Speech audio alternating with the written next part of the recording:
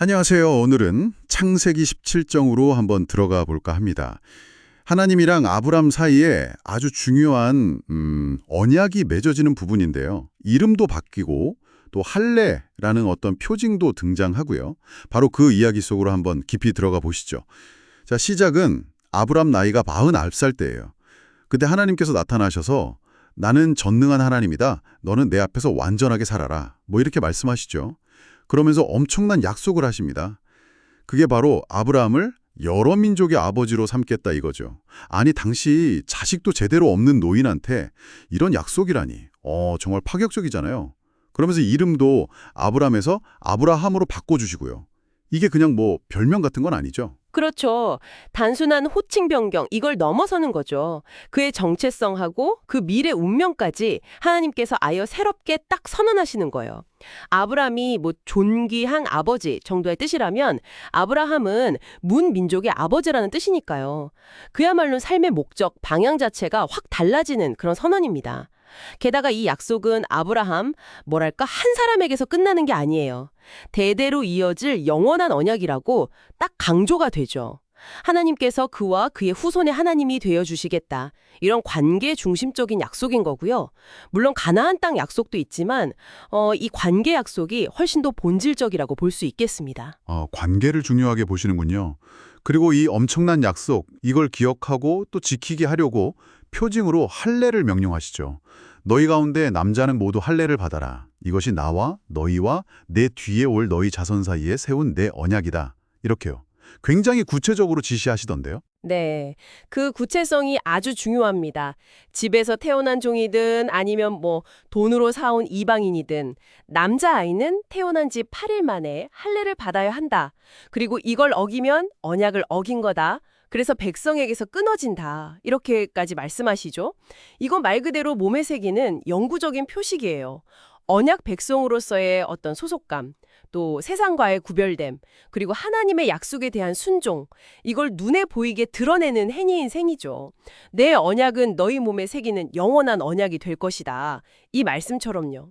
이게 그냥 피상적인 동의가 아니라 삶과 몸에 아주 깊이 새겨지는 그런 헌신을 요구하는 겁니다. 아브라함뿐만 아니라 그의 아내 살의 이름도 사라로 바뀌잖아요. 그러면서 여러 민족의 어머니가 될 거다. 이런 약속도 나오고요.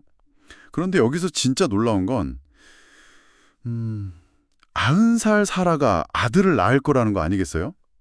100살 아브라함이 이 말을 듣고 엎드려서 웃었다는데 솔직히 좀 믿기 힘든 이야기이긴 하죠.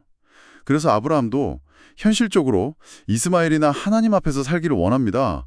뭐 이렇게 말하잖아요. 아브라함의 그 웃음, 그게 참 인간적이죠. 네, 불가능해 보이는 상황 앞에서 나오는 아주 솔직한 반응일 수 있습니다. 소위 믿음의 조상도 처음부터 뭐 완벽했던 건 아니라는 걸 보여주는 대목이기도 하고요. 하지만 하나님은 단호하십니다.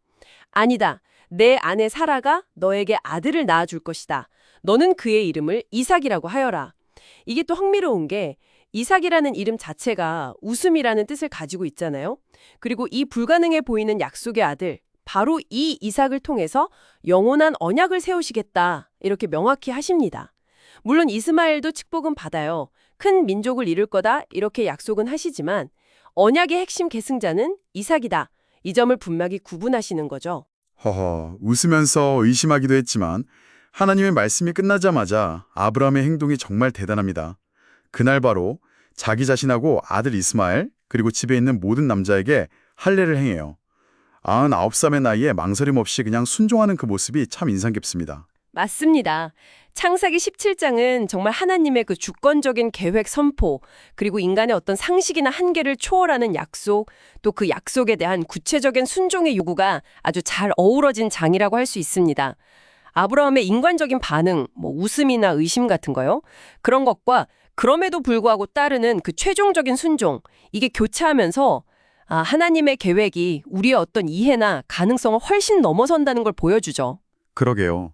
이 이야기를 쭉 따라가다 보면 문득 이런 생각이 들어요. 내 경험이나 이성으로는 도저히 불가능해 보이는 그런 약속 앞에서 과연 믿음은 어떻게 작동하는 걸까? 또 할례처럼 눈에 보이는 행위를 통해서 보이지 않는 믿음과 헌신을 표현한다는 건 오늘 우리에게는 어떤 의미로 다가올 수 있을까? 이런 질문들을 한번 마음속에 품고 곱씹어 보시면 좋겠습니다.